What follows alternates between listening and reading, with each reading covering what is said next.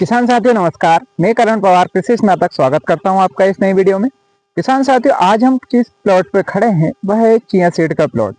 Chia seed एक ऐसी फसल है, यह एक ऐसी औषधि फसल है जिसके लगाने से किसान को मुनाफा होता है, साथ में इसके औषधि गुण के कारण इसका उपयोग या डिमांड बहुत ज़्यादा है, इसलिए बहुत ज़्यादा इसका उपयोग भी मरीजों के लिए किया जाता है।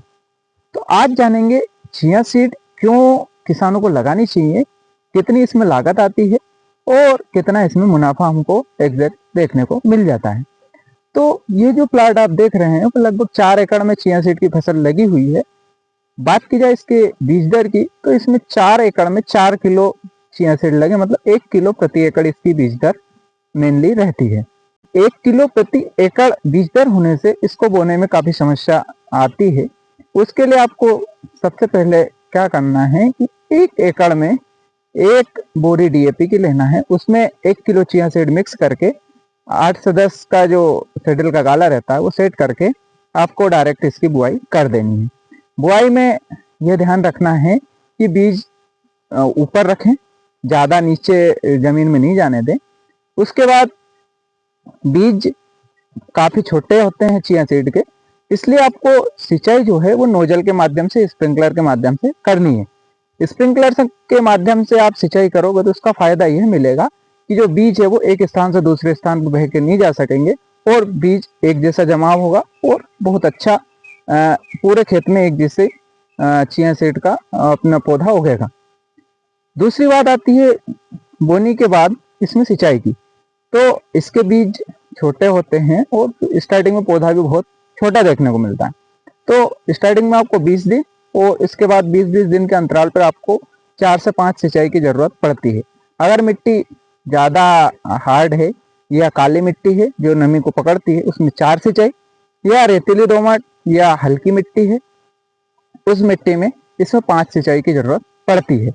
बात की जाए इसके खर्चे की या लागत की कि कितनी लागत इसमें आती है, तो स्टार्टिंग बीज में ज़्यादा कोई लागत हमको देखने को नहीं मिलती। वो बेसल डोज में खाद जो कि डीएपी की बोरी, वो मान के चले अगर मोटा मोटा आंकड़ा तो 2000-2500 रुपये प्रति एकड़ हमको बीज में और खाद में खर्च होता है। इसके बाद आती है मेन समस्या इसमें खरपतवार की।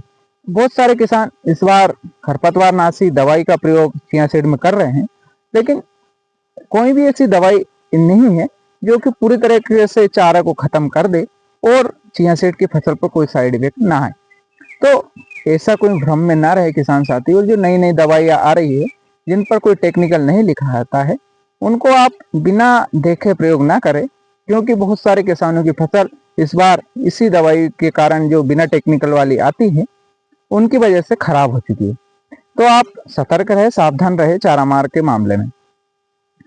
चारा कंट्रोल करने के लिए सबसे बढ़िया चीज होती है जिन किसानों के पास कुल्पा अवेलेबल हो, ट्रैक्टर से चलने वाला, मोटरसाइकिल से चलने वाला, या जिन किसानों के पास बैल की सुविधा हो तो वो कुल्पा निकाल सकते हैं, जिसका बहुत ही शानदार रिजल्ट हमको चिया सीड की फसल में देखने को मिलता है। कुल्पा निकालने से पौधे में वायु संचार बढ़ता है, मिट्टी भुरभुरी होती है और चिया सीड की जो ग्रोथ रहती है वो कुछ समय के लिए रुक जाती है, वह भी नहीं रुकती है, क्योंकि मिट्टी में भुरभुरी होने से जड़ अच्छी चलती है, पर्याप्त नमी मिलती है और पर्याप्त धूप भी इसको मिल जाती है। अब अगली बात आती है चिया सीड में सबसे मेन समस्या आती है फूल वाली अवस्था पर सिंचाई करने के लिए।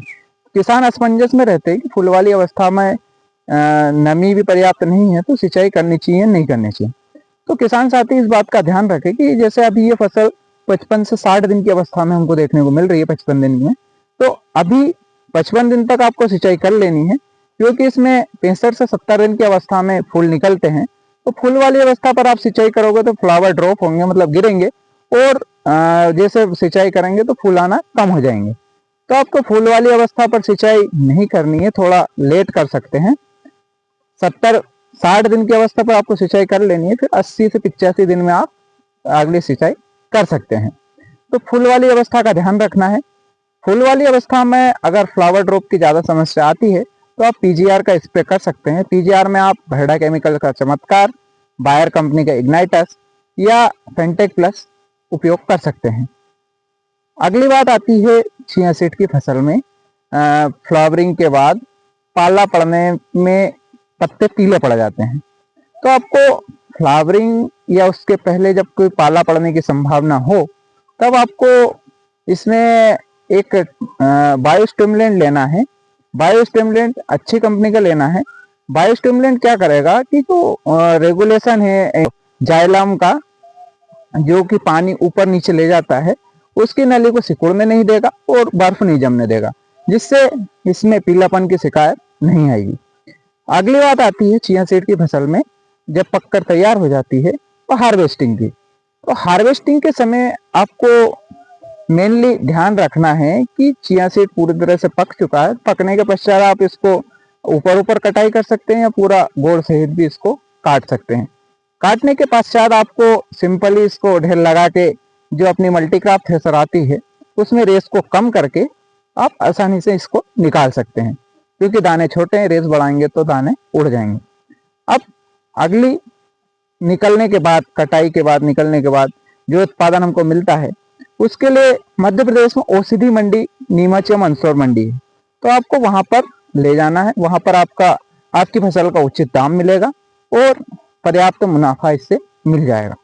बात की जाए दो फसलों के कंपैरिजन की, कि अगर आप गेहूं बो रहे हैं तो गेहूं में जो लागत लगती है चिया सीड में उससे कम लगती है और उत्पादन गेहूं से लगभग डबल मिलता है, क्योंकि एक एकड़ में लगभग गेहूं की जो उपज आती है वो 20 से 22 कुंटल एवरेज आती है और 25-26 के हिसाब से अगर हम देखें तो लगभग 50 से 60 हजार रुपए की फसल गेहूं में हमारा ग्रोस मुनाफा वो हमको 50 से 60 हजार मिलता है।